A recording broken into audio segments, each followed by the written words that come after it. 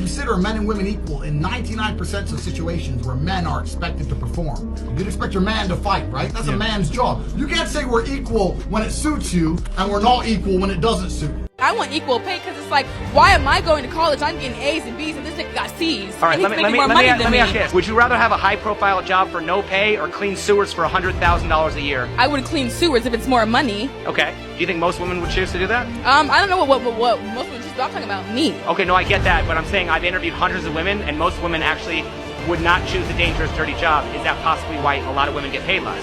Why do we have the expression, that's a man's job? Because certain things are a man's job. Because it's like, why gotta take the trash out if there's a man in the house? Right, so I'm just saying... Or lift heavy things. Well, is it fair to say if you want equal privileges, you need equal responsibilities? No, why is responsibility with equality? Because you gotta take... I'm trying to get equal pay. Because you gotta take the bad with the good. Why do I do all the extra shit if I can't... Why can't I have equal pay? Don't you have to take the bad with the good? No, you do not. We should have equality, period. You see what I mean? You know what I mean? I don't know what that means, and I don't want you to keep going. The true essence of women and the current agenda of the feminist movement is to encourage boys to embrace femininity to the fullest extent, resulting in their fear of engaging with women who have adopted masculine traits. These women seek to avenge men by systematically eliminating their inclination and necessity to exhibit masculine qualities and participate in activities traditionally associated with masculinity, such as sports and combat sports like boxing or MMA. However, amidst their resentment towards men and their historical interactions with women, these women fail to recognize the inherent contradiction in their actions. By promoting a society where men are reluctant to approach or be in relationships with women for various reasons, they inadvertently create a precarious situation that will eventually have consequences. The inevitable outcome is that as more women adopt masculine traits and more men embrace femininity, women will eventually realize that they lack suitable male partners. Simultaneously, men will continue to feel marginalized by society, as they are presently. It is worth noting that throughout history, men have naturally adhered to societal expectations and pursued activities in accordance with their innate inclinations and purpose in life. It is the women who have faced challenges, and as a result, men will reclaim their masculinity while women will struggle against their own nature. However, driven by stubbornness, they will persist in living in a manner that leads them to loneliness and unhappiness by the age of 50. It is crucial to expose the impact of feminism on society worldwide and denounce its consequences. While feminism initially emerged as a noble movement advocating for women's rights and their inclusion in society, upon reflection, it has transformed into a movement that perpetuates an anti-male narrative. In other words, it promotes a narrative that encourages women to oppress men and replace them in society. This narrative completely disregards the true value of women as inherently feminine beings, blessed with the biological abilities to give birth, care for children and men, and nurture families. These are qualities that men do not possess and set women apart.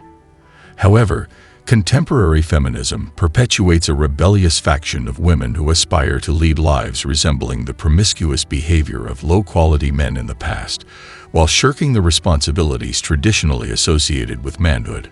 Modern feminism is instructing women to become inferior versions of men rather than embracing their own excellence as women. The feminist women of today, who hold anti-male sentiments, boast about their extensive sexual encounters. They take pride in disregarding any responsibilities towards their bodies and well-being.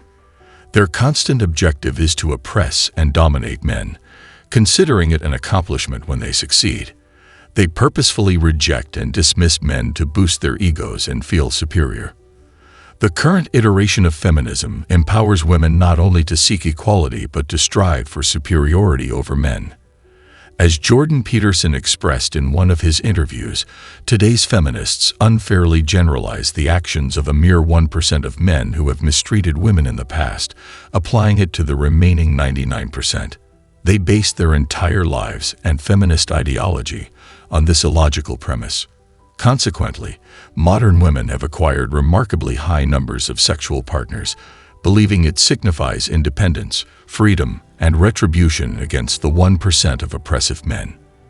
This is why I believe that modern feminism has deceived women in general. It has stripped them of their intrinsic meaning and purpose, replacing it with a new purpose that only leads to increased misery. You only need to observe the women in your society or online today to comprehend my point. Women are miserable because of feminism. They mistakenly believe they are part of a positive movement liberating them from their concerns when, in reality, it only robs them of their inherent worth. I recently came across a study indicating that women who enter marriage as virgins or with only one sexual partner, which has become increasingly rare, are the least likely to divorce. Conversely, women with 10 or more partners are the most likely to experience divorce, and this trend has emerged in recent years. According to the study, this demonstrates that as women engage in more promiscuous behavior, they tend to lose their sense of loyalty and future stability in relationships. Furthermore, it is a fundamental aspect of psychology that men generally do not desire to be with women who have a high number of past sexual partners. Basic psychology dictates that the more one possesses of something, the less they ultimately value it. Desire diminishes as the quantity increases, leading to a decreased appreciation for its value or appeal. This principle applies to relationships as well. I have come across numerous online videos where women express deep distress because they have engaged in sexual encounters with multiple men and now find themselves lost and uncertain about their lives. I have reiterated this point multiple times, and I will continue to do so. Men were designed to procreate, protect, and spread their seed, while women were created to provide love, warmth, and raise children alongside their partners. Each gender possesses unique qualities and motivations. However, women have begun to perceive themselves as inferior beings due to the influence of the modern feminist narrative. If women are unable to fulfill all the capabilities of men, it is uncommon for men to lament their inability to become parents. Men seldom express a longing for raising children, while women provide resources, income, and security. The roles of men and women have remained unchanged. The more a man embraces his masculinity, the more likely he is to achieve success. However, he cannot attain this success if he abruptly decides, influenced by popular culture, that he would rather be a woman. Similarly, the more a woman aligns with her femininity, the more successful she becomes. Her success lies not in amassing wealth, but in the happiness of her children and the moments she shares with her family. Unfortunately, modern feminism has distorted these concepts, portraying traditional femininity as a weakness and masculinity as a flaw. It propagates the idea that women need to adopt more masculine traits, while men should become more feminine.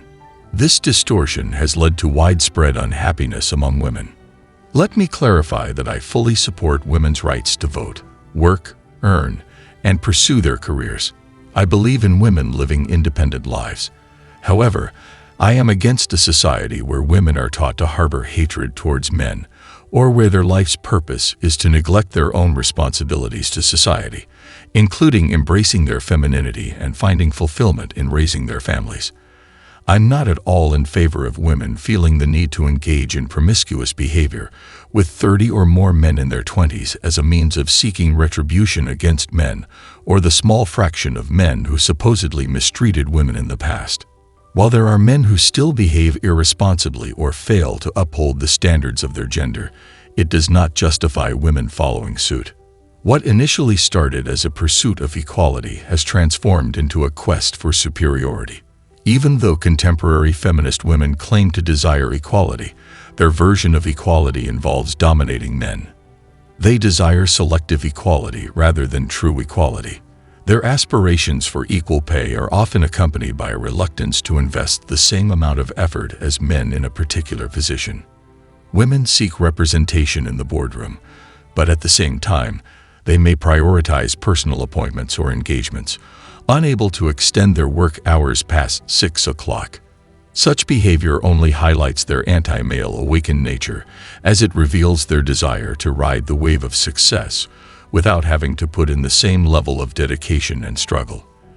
They compare themselves to highly accomplished men who have made significant sacrifices and endured fiercely competitive environments to attain their positions and provide a good life for their families.